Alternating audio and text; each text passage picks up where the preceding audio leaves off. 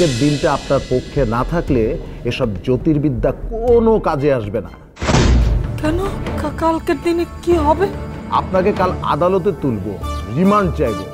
মহামান্য আদালত রিমান্ড মঞ্জুর করলে আমি দেখব আপনার সব ভণ্ডামি কোথায় যায়। ওরা এখন আর কেন ফোন দিচ্ছে না রে মনি বলতো? নাকি টের পেয়ে গেল যে আমরা পুলিশে খবর দিয়েছি? টের পেয়ে ওরা যদি আইনের কোনো ক্ষতি করে ফেলে তাহলে আমি কাকে নিয়ে বাঁচবো? কে আমাকে মামুনি মামুনি বলে ডাকবে? চমৎকার একটি কবিতা। কবিতার নাম বুড়া বুড়ি, লিখেছে কবি নিজে, লতিফ খাঁ। চোখ বন্ধ করে কোথাও কাউয়ার শব্দ শুনি, কোথাও গাড়ির হর্নের সুর। চোখ খুইলা দেখি আমি আছি মগবাজার, যেতে হবে আজিমপুর। তুমি খাও চানাচুর, আমি খাই মুড়ি, বয়স বাড়িলে দুজন হব বুড়া বুড়ি। বাহ, চমৎকার কবিতা লিখে ফেললাম তো। ও স্যার চলে আসছেন। স্যার শুনে, আজকে ওই যে পরোটা সবজি কোনো কিছুর ব্যবস্থা করতে পারি নাই, আজকে আপনার জন্য বিস্কিট এবং চা আছে। আমার এসবে অভ্যাস আছে। কত রাত পার্কে বেঞ্চে রাত কাটিয়েছি, তখন নাস্তা বলতেই বিস্কুট আর চাই ছিল ভরসা। কি বলেন স্যার? তার মানে আপনি তো বিরাট ফকির না?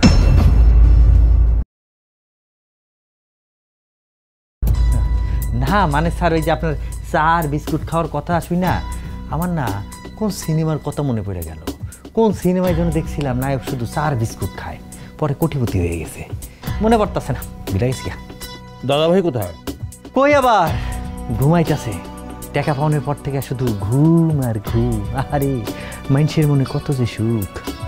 গিয়ে ডাকো তো, আসতে বলো। না স্যার, অনেক ডাকাডাকি করছি, কোনো লাভ নাই। যতই ডাকি কোনো সারা শব্দ নাই। টাকার ব্যাগটা আস্তে করে নিয়ে এইভাবে যে আয়েশ করে ঘুম দিছে, সে আর জাগ্রতই হয় না। আচ্ছা, আমাকে এক গ্লাস পানি দাও তো। জি স্যার, দেন।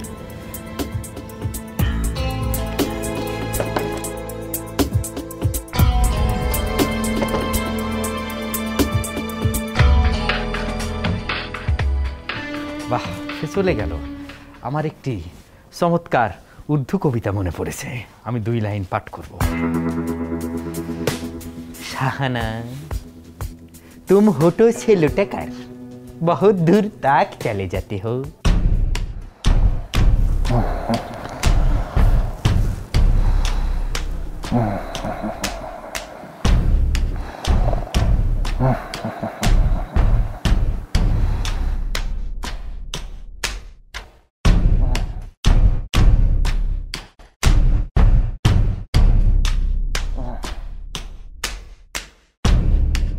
খিরে বল, ঘুমের মধ্যে আওয়াজ করে। দাদা ভাই, এই যে শুনছেন? হ্যালো দাদা ভাই, ওঠেন। দাদা ভাই, এই দাদা ভাই,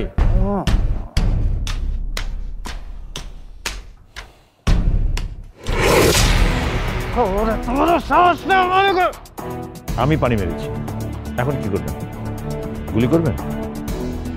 গুলি তো করব আইস বাকায়। কি হলো, চালান গুলি? সি সি, তওবা তওবা। আপনারে মারতে যাব কেন বস? আপনি হইলেন গিয়া ঘরের লক্ষ্মী। লক্ষ্মীরে কেউ মারতে পারে? দেন বস, পানি দেন। দরকার হইলে 1 বালতি পানি আমার মাথায় ঢেলেন, আমি বস কিচ্ছু মনে করব না। কিন্তু আমি মনে করব, এক্ষুনি যদি আপনি তৈরি হয়ে ওই রুমে না আসেন। এখনই? জরুরি কিছু নাকি বস? সাদিকের সঙ্গে কথা বলতে হবে, রেডি হয়ে আসেন।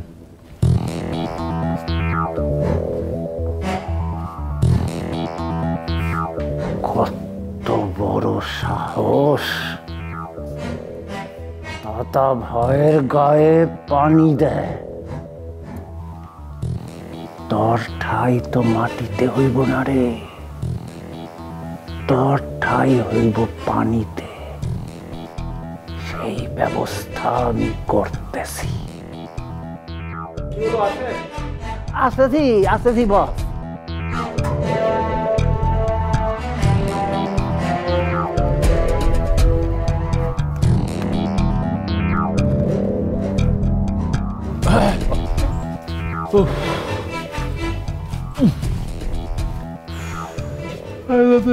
জি এক কাপ চা নিয়ে আয়। বাপ রে বাপ রে বাপ রে বাপ, আপনি আবার বড় লোকদের মতো বাসি মুখে চা খাওয়া শিখলেন কবে থেকে? আজকে থেকে তোর কোনো সমস্যা আছে? সমস্যা আছে। ও যে সাদিকের সঙ্গে কথা বলবে সেটা ভুলে গেলেন? আচ্ছা, তোমাকে কি বলতে হবে মনে আছে তো? আরে মনে থাকবো না মানে? আমার বন্ধুর পদ রচনা কবিতা সব আমি ঠস ঠস মুখস্থ করে ফেলি, ঠাস ঠাস করে বলে ফেলি। এটা তো সাধারণ কথাবার্তা। ঠিক আছে, এই নাও কল করো। আমি যেভাবে ইশারা করব সেভাবে কথা বলবে। ঠিক আছে, এই নাম্বারটা স্যার। হ্যাঁ, কল দিলাম।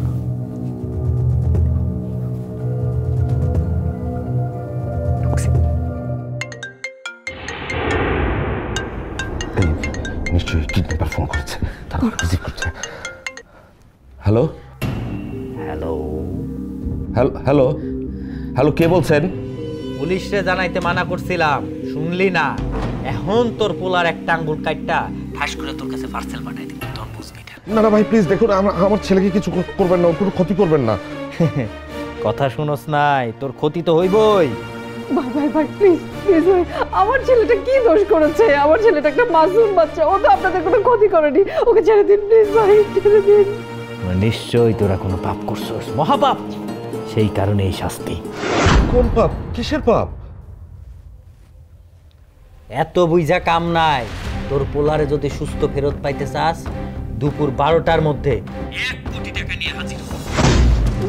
ভাই ভাই কিন্তু আপনি তো কাল রাতে 50 লাখ টাকার কথা বলেছিলেন।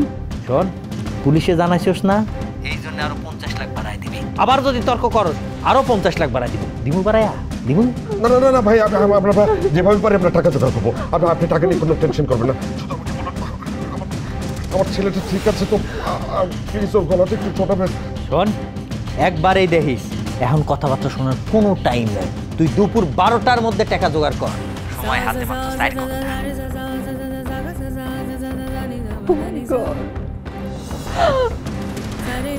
কোটি টাকা 4 ঘন্টায় কিভাবে কি করবো? পুলিশকে জানালে কি ভুল হয়ে গেল? কেন আয়ান, গুড ওয়ার্ক। তুমি তো খুব ভালো অভিনয় করো। সবই আপনার দোয়া স্যার। আপনার মতো লোক যেই ভেলকি দেখাইছে সেই অনুপাতে আমি তো ছোট্ট শিশু। এখন যাও, আয়ানকে নাস্তা দিয়ে এসো। ঠিক আছে স্যার, ততক্ষণে আপনি যে চাটা পান করেন। ঠিক আছে, জি স্যার। যাও। ছেলেটা ভালো, ওকে আর এইসব কাজে ব্যবহার করবেন না। পারলে আপনি ভালো হয়ে যান, সৎ পথে চলে আসেন। জি স্যার, এতদিন আমার টাকার হাউস আছিল, এখন তো আমার ব্যাগ ভর্তি টাকা, আমিও সৎ পথে হিসাব করবো স্যার। এখন আমাকে বেঁধে ফেলেন, সাদিক এসে যেন সন্দেহ করতে না পারে। হ্যাঁ, সাদিক তো এখন টাকা খুঁজবো, সাদিক এখানে আসবো কেন? সে আসলে বুঝতে পারবেন। বেঁধে ফেলেন।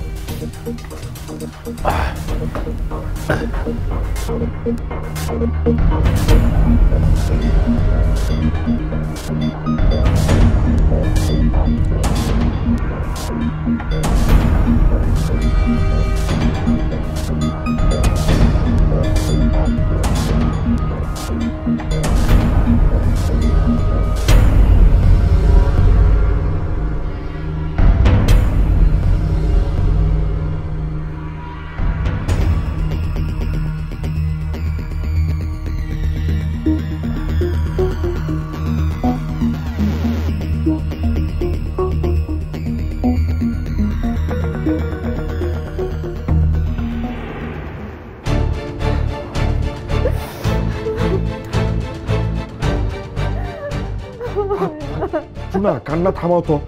এভাবে কান্নাকাটি করে কোনো লাভ আছে? খারাপ কি আমার লাগছে না?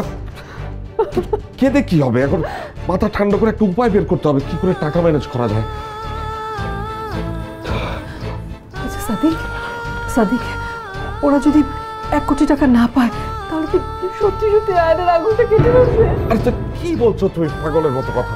ওটা তো ওই যে আমাদের ভয় দেখানোর জন্য বলেছে। সাদিক, যদি সত্যি হয়, দেখলে তো ওরা কতটা খারাপ, কতটা লোভী। রাতে বললো 50 লাখের কথা, অথচ দিনের বেলা তিনি বলছে 1 কোটি টাকা।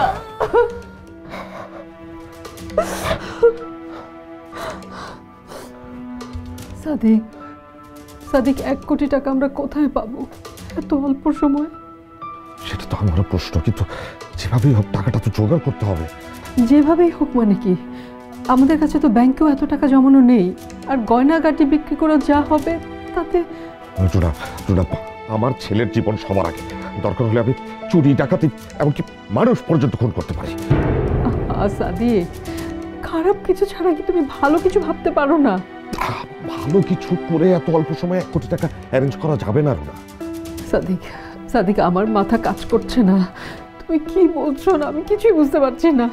অনেক ভালো হয়ে থেকেছে জোনা, আমরা দায়িত্ব পালন করেছি, যতদিন কাজ করেছি অন্যের জন্য করেছি, খেটেছি, কিন্তু নিজের নিরাপত্তা, আয়নের জন্য আমরা সেভাবে কিছু করিনি, সেভাবে ভাবিনি। তাই আজ হঠাৎ যখন একটা বিপদ হয়েছে, কি করতে হবে আমরা কিছুই জানি না, তাই আমাদের এই অবস্থা। তাই বলে খারাপ কাজ করবে, খুন খারাপই করবে? প্লিজ প্লিজ সাদিক, এইসব চিন্তা বাদ দাও। তাহলে কি করব তুমি বলে দাও। আচ্ছা সাদিক, তোমার পরিচিত যতজন আছে তাদের কাছে তুমি ফোন করো না, ধার চাও। রুনা, এখানে 1টা 2টা টাকা না, 1 কোটি টাকার ব্যাপার। কে দেবে ধার এত টাকা? চেয়ারম্যান স্যার থাকলে আমার এখন এত চিন্তা করতে হতো না। উনি নিশ্চয়ই আমাদের এই বিপদে কিছু না কিছু একটা করতেন।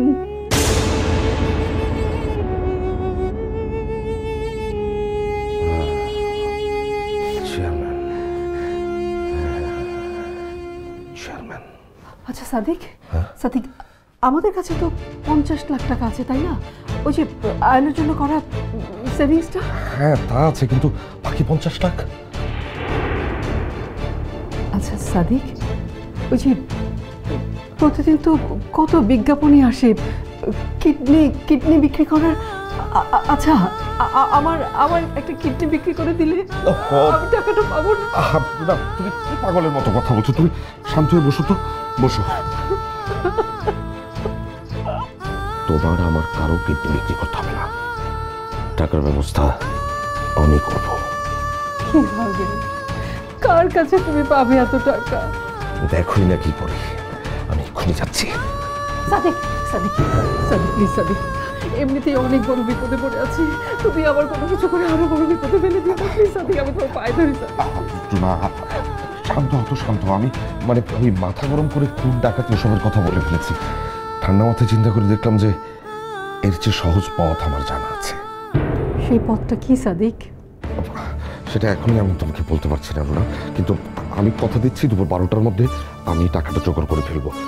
তুমি আমার উপর ভরসা রাখতে পারো। 50 লাখের ব্যবস্থা আমি করছি, আর বাকি 50 লাখ টাকা তো বাড়িতেই আছে। তুমি একদম নিশ্চিন্তে থাকো, কেমন? সাদিক, সাদিক শোনো, আমি পুলিশের কাছে যাব।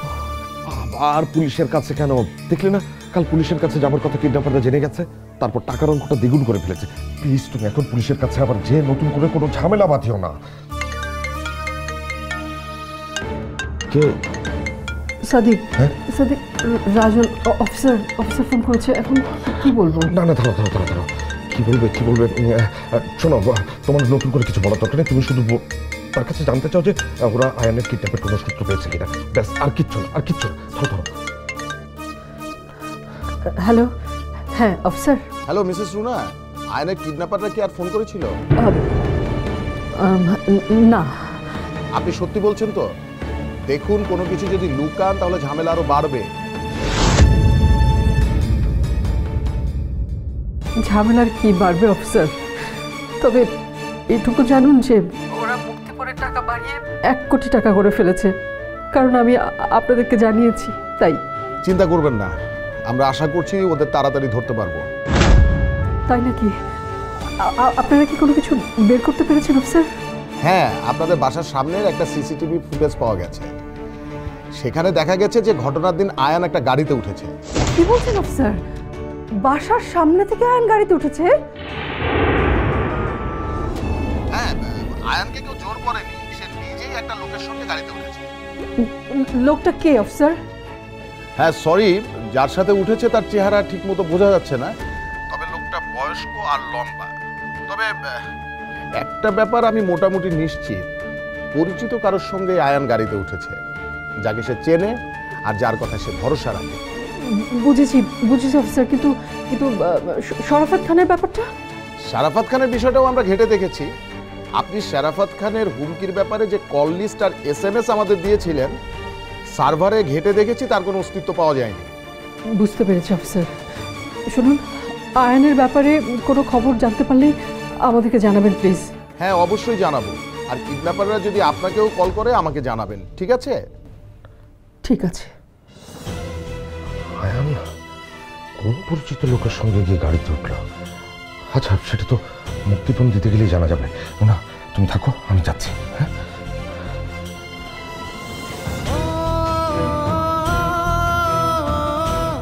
নিশ্চয়ই সন্দেহ ঢাকতে শরাফত লোক দিয়ে সার্ভার থেকে সবকিছু সরিয়ে ফেলেছে। আমি নিজে শরাফতের সামনে যাব, তার কাছে গিয়ে সামনাসামনি দাঁড়িয়ে জানতে চাইব এই নোংরা কাজটা সে কেন করলো। এই নোংরা কাজটা সে না করলেও পারত। খালাম্মা, খালাম্মা, আয়নের কোনো খোঁজ পাইছেন?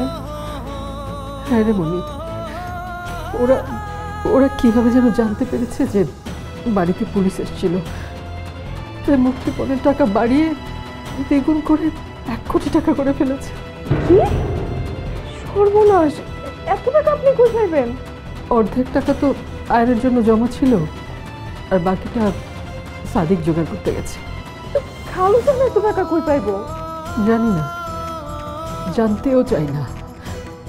আমি শুধু আমার আয়নকে ফেরত চাই। আচ্ছা, আয়ন রে তুলে নিল কে, সেটা জানতে পারছেন? সিসিটিভি ক্যামেরা নাকি দেখা গেছে যে আয়ান নিজের ইচ্ছাতেই কিডন্যাপারদের সাথে গিয়েছে। পুলিশের সন্দেহ যে আয়ান পরিচিত মানুষ দেখেই গাড়িতে উঠেছে, নিজের ইচ্ছায় গিয়েছে। তো আমি তো বুঝতে পারছি না এমন পরিচিত মানুষ কে হতে পারে বলতো মনি? আয়নের পরিচিত আমরা ছাড়া আর কে? খালাম্মা, খালু জান কই? এই মাত্রই তো বেরোলো।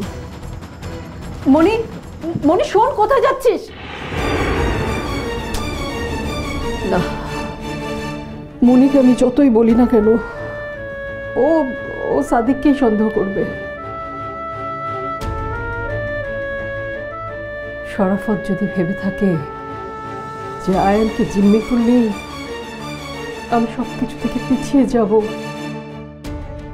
তাহলে সে ভুল করবে। আমি আমার দায়িত্ব পালন করবই।